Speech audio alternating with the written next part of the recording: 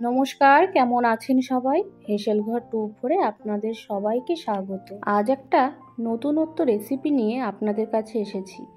কি রেসিপি এখনই বলছি না, আপনারা দেখতে থাকুন, আশা করছি বুঝতে পেরে যাবেন। তো আর দেরি না করে রেসিপিতে আসা যাক, সঙ্গে থেকে পুরো ভিডিওটা দেখে নিন। আমি এখানে বেশ কয়েকটা কাঁঠালের বীজ নিয়ে নিয়েছি, সেগুলোকে ছাড়িয়ে এইরকমভাবে পিস করে নিয়েছি। এবার একটা প্রেসার কুকারে কাঁঠালের বীজগুলো ধুয়ে আমি দিয়ে দিচ্ছি।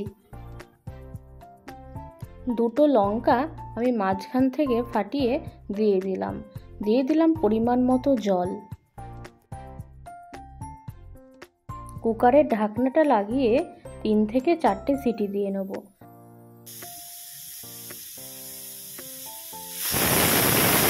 একটা সিটি দিলেও সেদ্ধ হয়ে যেত, কিন্তু আমি যেহেতু এটা ডাল বানাবো তাই 3 থেকে 4টে সিটি দিয়ে নিলাম।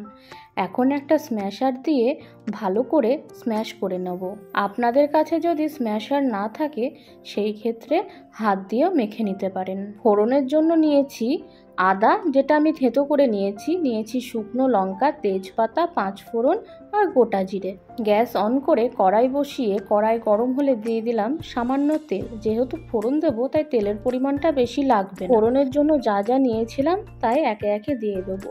দিলাম তেজপাতা, শুকনো লঙ্কা, 5 ফোড়ন আর গোটা জিরে, আর সবশেষে দিলাম থেঁতো করে রাখা আদা।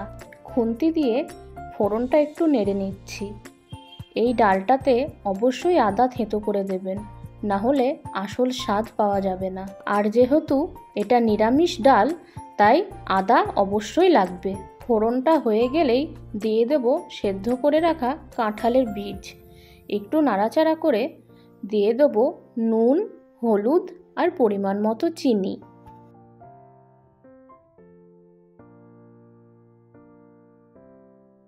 সমস্ত উপকরণ দেওয়ার পরে ভালো করে নেড়ে নিয়ে দিয়ে দেব গরম জল।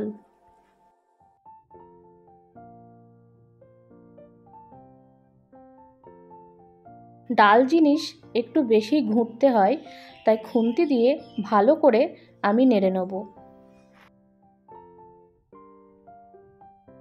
আমার রেসিপিগুলো যদি আপনাদের ভালো লেগে থাকে তাহলে আমার চ্যানেলটিকে সাবস্ক্রাইব করে অবশ্যই আমার পাশে থাকবেন।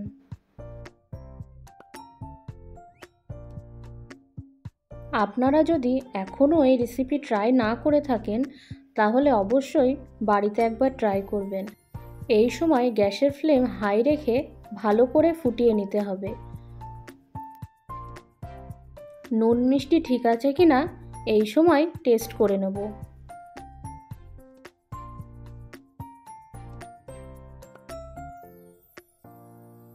ভালো করে ডাল আমার ফোটানো হয়ে গেছে।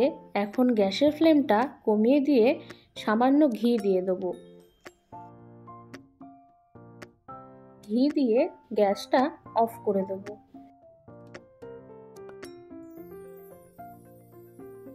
এই ডালটা এমনই, আপনি ভাত, রুটি সব কিছুর সাথেই খেতে পারবেন।